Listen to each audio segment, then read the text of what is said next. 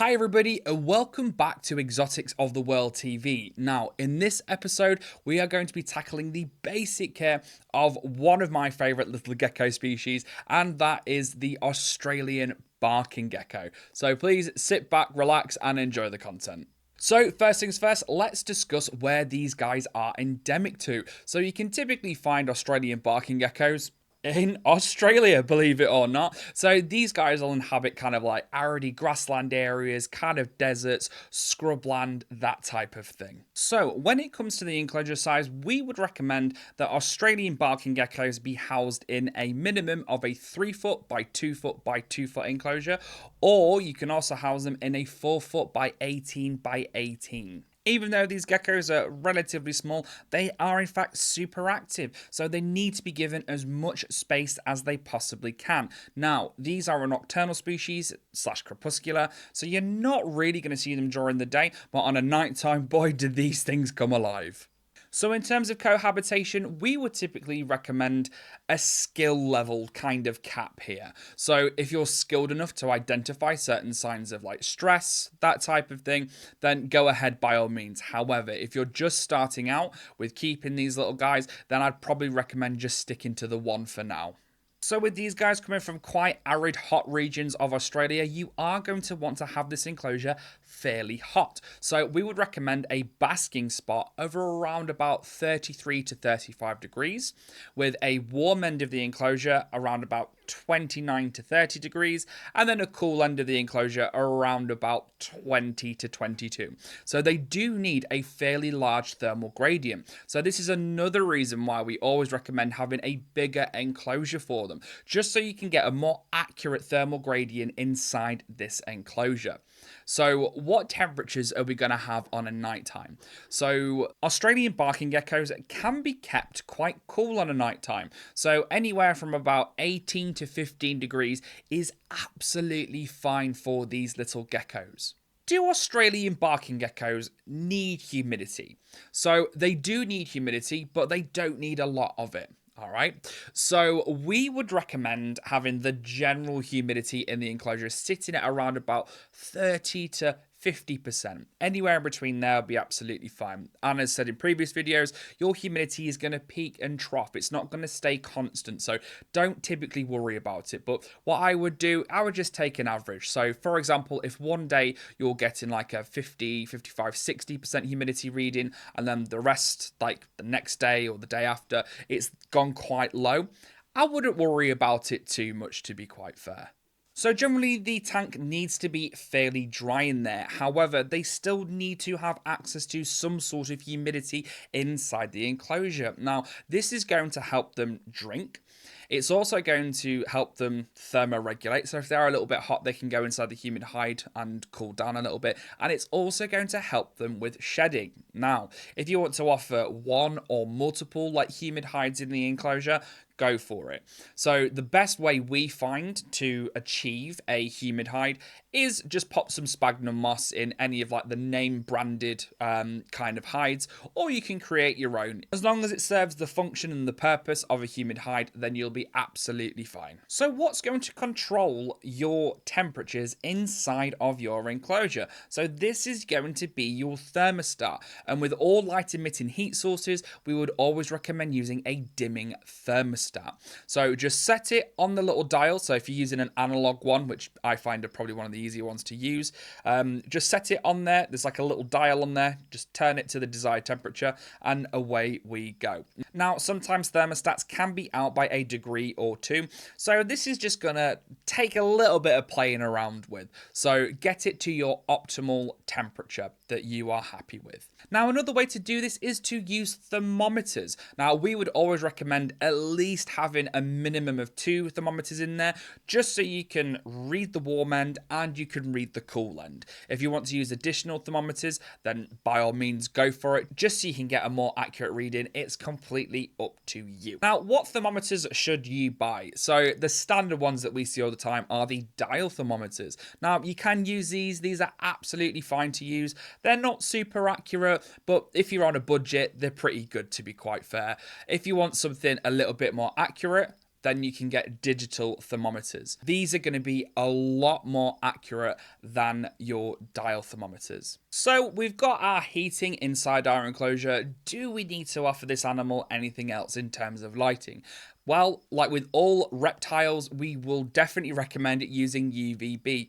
Now, you're not going to want to use anything too harsh like you would typically do like a bearded dragon or something like that. Something in like a Ferguson Zone 2 is more than ideal for your little gecko. Brands of bulbs that we typically recommend and as well that we use in store are the Arcadia, we use Zoomed, and we use Reptile Systems as well. Those are the three main ones that we typically recommend. We wouldn't really say go on Amazon and get like the really cheaply, poorly made ones. They can potentially do a little bit more harm to your animal than actual good. So stick with the branded stuff and you'll be all good. So is there any other types of lighting that we can place inside our gecko enclosure?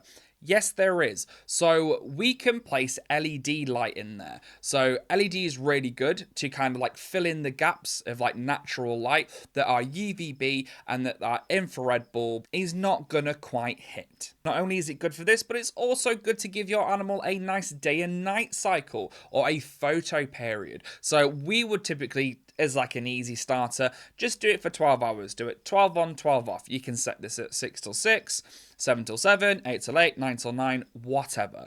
Whatever suits you and your timing's the best, really. So a lot of people tend to ask, well, why do we need to have these types of extra lights and stuff inside our enclosure? Like, it is a nocturnal, like, or crepuscular animal. It's not really going to be exposed to this, like, during the day a lot because it's going to be asleep. Well, that's not entirely true. So even though their activity level, they are more active at nighttime, they will still come out during the day and potentially during dawn and dusk as well. So they won't go and sit out and avidly bask like other species will. What these guys will do, these will cryptic bask. So they will either find a safe space that's in the sun, but kind of like sheltered from like predators and stuff. Or what they'll do is they'll like pop an arm out or like a bit of the tail, that type of thing, so their body can utilize the sun's rays, not only heat, but also UVB as well. So, moving on to substrates. So, what substrates am I going to be using in with my Australian barking gecko? There are a myriad of different substrates that you can use. We would typically recommend like a nice sandy, soily mixture. So, you can do like a 50-50 mix or maybe like a 75-30 mix, whatever. It doesn't really matter. As long as it's got a bit of sand and soil mixed in there, you'll be absolutely fine. What we wouldn't really recommend is using things like reptile carpet, lino, that type of thing. The only times we really would recommend using lino or potentially kitchen towel is, in fact, if the animal is sick, and that is the only time we would recommend using it. So there are lots of benefits to having loose substrates inside the enclosures. One main one is actually walking, so the animal's normal function. So if it's hitting a hard surface constantly, it's going to wear and tear on the joints. Whereas if it's gone on like a soft surface, so like sandy soily mixtures, for example, it's going to be cushioning every single time that animal walks on it. So moving on to my favourite parts is the decor. I absolutely love kitting out enclosures. So me personally, said a million times and I keep saying it, I am a natural bug. So I prefer having things like branches, logs, rocks, stones, leaf litter, that type of thing. I enjoy doing these types of enclosures and making them look as natural as we possibly can. Now, if you don't want to go through the natural route, you can use kind of like fake stuff. You can use kind of like little like mascots. I know like we sell them. It's completely up to you. So if you want to do like a themed enclosure, so the common ones that we tend to see are like Star Wars and stuff like that. If you want to do these types of themed enclosures and put like little stormtroopers or anything like that in there, then that's completely up to you. As long as the animal can interact with whatever you're putting in there in a safe way. So it's not going to harm the animal if it comes into direct contact with it. So that'll be things like no sharp bits. If it gets hot, if the plastic gets hot underneath the lamps or in the enclosure enclosure. It's not going to emit any like toxic fumes or anything like that. So just make sure these things that you're placing in there are absolutely safe. What's on the menu for these amazing little geckos? Well, these are insectivores. So that means that they are primarily just going to eat insects. So we offer here a wide variety of different insects, from obviously like your standard stuff, so like your crickets, locusts, waxworms, mealworms, that type of thing. But you could also give them extra stuff as well, so like maybe like silkworms, calci worms. You can potentially give them small little dubia roaches, anything like that. We would always recommend that you mix it up. Don't just stick on one thing.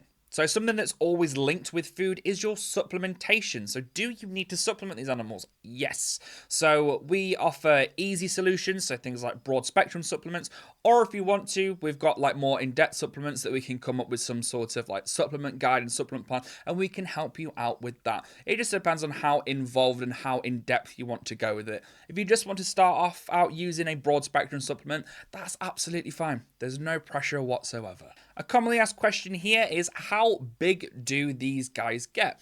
So with adults, you can typically see that these guys will reach sizes of around about 6 to 8 inches, there or thereabouts. Sometimes it might be a little bit smaller, sometimes like a tiny bit bigger, but I've only ever really seen one that was exceeding that, and he was an absolute beast. So usually it's anywhere between 6 to 8 inches. So in terms of age, these guys will typically reach around about 15 or so. If you look after them really well, you can get them far beyond that. So age range, you're looking around about 20, potentially 20 plus years. What are the common behaviours of this species? So unlike leopard geckos, the things that we tend to be a little bit more used to, these guys do take a little bit more time. Okay, they take a little bit more time to come around to you. These guys can be a little bit aggressive and a little bit skittish. So it's basically all on the animal's terms. If the animal wants to be handled, just place your hand in there. If it crawls on you, it crawls on you. Brilliant. We wouldn't really recommend just going in there and grabbing it, because you're potentially going to make that animal more fearful. Another common behavior that these guys will more than often exhibit is in fact their namesake, so the barking gecko. So these guys, when they're really annoyed, will emit kind of like these little chirps that do sound a tiny little bit like barks, so hence the namesake.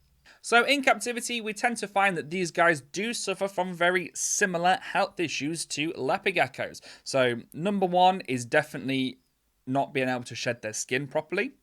Number two is vitamin deficiency, typically vitamin A. And like all reptiles, they can also get metabolic bone disease. So as long as we're on top of our supplementation regime, as long as we're moving around like the food items and stuff like that, and as long as we're providing things like humid hides and stuff, we should be able to avoid these common health problems. And that about wraps us up for this video. Thank you very much for sticking around to the end. As always, please make sure that you do give us a like, a share, and a subscribe. It really does help the channel out. And as well, it keeps me off the streets. So, you know, one of those things. What do you want to do? But yeah, anyway, on that bombshell, see you later. Enjoy the rest of your day, evening, whatever.